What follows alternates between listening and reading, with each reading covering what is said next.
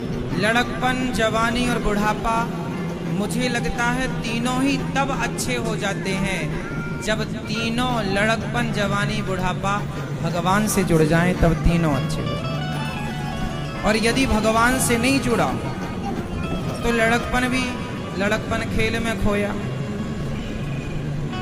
यदि जवानी भगवान से नहीं जुड़ी तो जवानी आपको विषयी बना देती है। जवानी में सबसे ज्यादा मन चंचल होता है। सारी जिंदगी यहाँ वहाँ ताक झांक करते निकल जाएगी जवानी।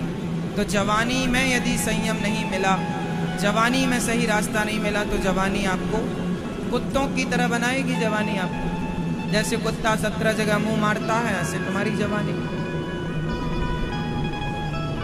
रहा बुढ़ापा, यदि बुढ़ापा भी लड़कपन, जवानी, बुढ़ापा तीनों यदि भगवान से जुड़ गए तो तीनों अच्छे, और नहीं जुड़े तो तीनों व्यर्थ, तीनों व्यर्थ।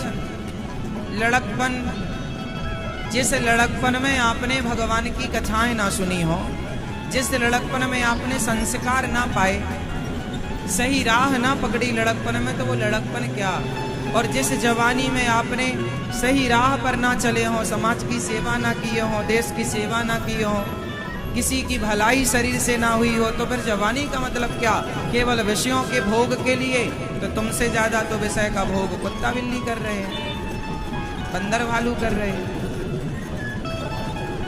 तो जवानी का अर्थ क्या। और रहा बुढ़ापा, तो बुढ़ापे का भी कोई अर्थ नहीं है यदि भगवान से ना जुड़े तो। क्या काम का बुढ़ापा। लड़कपन खेल में खोया, जवानी नींद भर सोया, बुढ़ापा देख कर रोया। क्या करेंगे बुढ़ापे का। इसलिए लड़कपन सबसे बढ़िया है शुरुआत। लड़कपन में ही बच्चों को भगवान की तरफ मोड़ देना चाहिए। लड़कपन में किसकी तरफ। यदि आपका लड़कपन सही गुजरा तो जवानी में संस्कार लड़कपन वाले रहेंगे, और जवानी सही गुजरी तो बुढ़ापा सही है। जवानी बिगड़ी तो बुढ़ापा बिगड़ता। जो आदमी जवानी में मेहनत नहीं करता, जवानी में काम नहीं करता, उसे बुढ़ापे में काम करना पड़ता। जवानी मिली है, पैसा कमाओ, पर पैसा भी धर्म से कमाना, मीन्स सही काम करके कमाना। और वो तब आएगा जब आपके हृदय में आध्यात्म होगा, धर्म होगा, तो ईमानदारी से पैसा कमाएंगे। वरना जैसा मिले चोरी बेईमानी, लोग तो मर्डर करके भी पैसा कमा रहे हैं। आजकल तो मर्डर की सुपारी ली जाती है समान संसार में। तो पैसा तो आदमी कमा ही रहा है, लेकिन ईमानदारी का पैसा होना चाहिए हमारे पास, मेहनत का हो, और उस पैसे से हम प्रसन्न रहें। ये तब पॉसिबल है जब आपके अंदर बढ़िया संस्कार हो। इसलिए आप अपने बच्चों को छोटी उम्र में सुधारो, समझाओ। आजकल की मम्मियां कहती हैं, महाराज हमारा बेटा सुनता नहीं है। हमारी माँ ने कभी नहीं कहा होगा किसी से कि हमारा बेटा सुनता नहीं है। हमारे पिताजी ने कभी नहीं कहा होगा किसी से कि हमारा बेटा सुनता नहीं है। क्यों। हमारे जब हम छोटे थे तो हम वही करते थे जो माता पिता कहते थे। पहले के जमाने में ना बड़ों की आज्ञा बहुत अच्छे से मानी जाती थी। आजकल के बच्चे मनमुखी हो रहे हैं। पहले के जब हमारी पीढ़ी थी तब हम मनमुखी नहीं थे। हमारा बेटा सुनता नहीं है, ऐसे सवाल पहले नहीं थे। पहले की मम्मियां 2-4 जमाती रहती थी, सुनता नहीं है ले बत्ती, सो लो मेरी माँ, सो जाओ। अच्छी लगी ना हवा।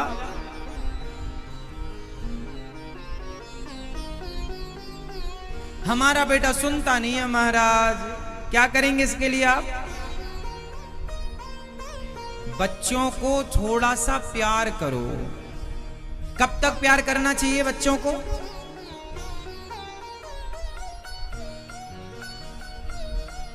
पांच वर्ष तक।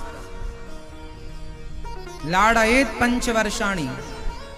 लाड़ प्यार बच्चों से कब तक करो? 5 साल की उम्र तक। बच्चे 5 साल के हैं, खूब लाड़ प्यार करो। 6 साल के हैं, खूब लाड़ प्यार करो। पर 5 साल से ऊपर हो रहे हैं तो ताड़येत, थोड़ा सा देखते रहो। बच्चों को थोड़ा देखो क्या कर रहे हैं। गलती करें तो थोड़ा सा दंड देना जरूरी है। जरूरत से ज्यादा नहीं, पर थोड़ा थोड़ा भय जरूरी है। थोड़ा सा प्यार किया, अब थोड़ा सा गलती करने पर दंड। यदि बच्चे गलती करेंगे और आपने उन्हें दंडित नहीं किया तो बच्चे कल भी गलती करेंगे, इसलिए कि कोई फर्क तो पड़ा नहीं मां को पिता को, वही गलती तीसरी बार करेंगे। इसलिए थोड़ा सा दंड। आप लोग बच्चों को दंड देते हैं कि नहीं? कितने लोग आप में से बच्चों को दंड देते हैं गलती करने पर? ज्यादा नहीं, मारना नहीं है बहुत ज्यादा, पर थोड़ा सा भय जरूरी है। थोड़ा सा, बच्चे हैं ना, छोटे हैं ना, थोड़ा सा नहीं करेंगे तो वो कल गलती पे गलती, गलती पे गलती। भय जरूरी है। जलधि विनय न मानत जलधि जड़ गए 3 दिन बीत, बोले राम सकोप तब भय बिन हो ही न प्रीत। बिना भय के काम नहीं होता। आप फैक्ट्री लगाओ और फैक्ट्री में आप मजदूरों को आजाद छोड़ दो कि काम करना है करो, नहीं करना ना करो, बर्बाद हो जाओगे आप। भय जरूरी है। गलती करने वाले को पनिश जरूरी है। एक गलती करेगा और आपने उसे दंडित किया तो 4 लोग अपने आप ठीक हो जाएंगे कि यार हम करेंगे तो हमें भी मिलेगा। और आपने नहीं किया तो एक की गलती 10 को बिगाड़ेगी। अरे क्या हुआ था उसका? कुछ नहीं हुआ, हम भी करो। हमारे देश में बलात्कार जानते हैं क्यों होते हैं? क्योंकि बलात्कारियों को सजा नहीं मिलती। इनको यदि चौराहे में खड़े करके लाइव टीवी पर प्रोग्राम चलाया जाए, इनके चौराहे पर फांसी पर लटकाया जाए, पूरी दुनिया देखे तो लाखों लोग डर जाएंगे कि नहीं जी ऐसा नहीं करना वरना हमारे साथ ऐसा होगा। चौराहे पर खड़े करके फांसी होनी चाहिए। चोरी करने वाले के चौराहे में खड़े करके हाथ काटे जाने चाहिए। वो हाथ कटा आदमी जहां जहां जाएगा लोग समझ लेंगे चोरी की है। आदमी सोना पड़ा होगा। क्या मजाल, पहले के जमाने का शासन मस्त था, राजाओं का न्याय प्रणाली अच्छी थी, इतना लेजी काम नहीं था, तुरंत न्याय होता था, बलात्कार होते ही नहीं थे, न्याय मिलता था।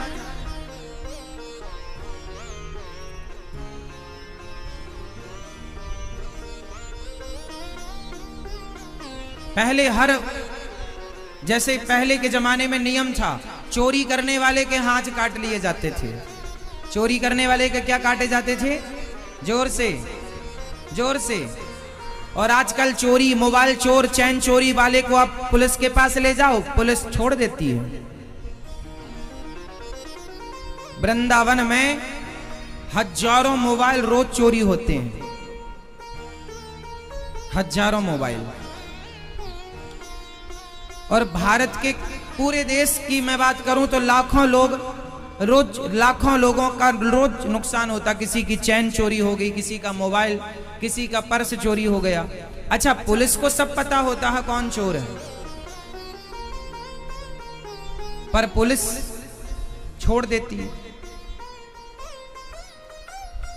सामने वाले ने कितनी मेहनत करके मोबाइल लिया, कितना उसमें डेटा था, कितने चीजें उसमें सेव करता है। आज के जमाने में बैंकिंग होती है मोबाइल में, सब चीजें होती हैं, पर चोर चुरा लेते हैं और पुलिस चोरों को छोड़ देती है। कोई सुनवाई नहीं, कोई न्याय नहीं है। अरे चोरी चोरी है, मोबाइल चुराने वालों के भी हाथ काटने शुरू कर दिए जाए ना, अपने आप चोरी बंद हो जाएगी। फिर देखो कोई चोरी कर ले, तुम्हारा गिर भी जाए तो आदमी वापस दे के जाएगा, भैया लो। न्याय नहीं है।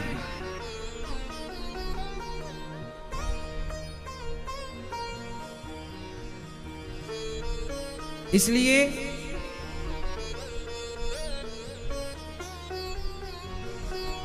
पहले के जमाने में ऐसा नहीं था। पहले के जमाने में यदि कोई स्त्री किसी पुरुष के चक्कर में उलझ गई तो उस स्त्री और उस पुरुष दोनों को देश निकाला दिया जाता था। पहले का न्याय कैसा था कि यदि किसी पुरुष ने किसी स्त्री की तरफ नजर डाली और स्त्री और पुरुष ने अपनी पत्नी और अपने पति को छोड़कर यदि दोनों अपनी सहमति से भी संबंध बनाए हैं तो उन्हें देश निकाला दिया जाएगा कि अपने पति और अपनी पत्नी को छोड़कर तुमने पराई स्त्री पराई पुरुष पर नजर रखी, इसलिए तुम इस देश में रहने के लायक नहीं हो, देश निकाला। ऐसे लोगों को देश से निकाल दिया जाता था। तो ऐसे लोगों को जो निकाला गया ना देश से, तो ये नाव में बैठ बैठ के समुद्र पार करते थे। तो जिसे जहां मिली जगह, जिस टापू पर, वो टापू पर रह गया और वही टापू पर रहते रहते बाद में वो एक देश हो गया। आज भारत के अतिरिक्त जितने देश हैं ये सब भारत से दंडित किए गए लोग जाकर के रहे वहां, तो उनसे वो फिर बढ़ता चला गया, जनसंख्या होती चली गई। ये सारे भारत के राजाओं ने खदेड़ा था इन लोगों को, गलत करने वालों को, यवनों को खदेड़ा। जो भी पाप करता, गलत काम करता, उसे खदेड़ दिया। कुछ अपराध में तो मृत्यु दंड था कि मार दिया जाता था, पर मारे भी क्या, कहां तक मारे, तो खदेड़ दिया जाता था कि देश निकाला दे दिया। हर पाप का अलग अलग विधान था, दंड था। इसलिए व्यवस्था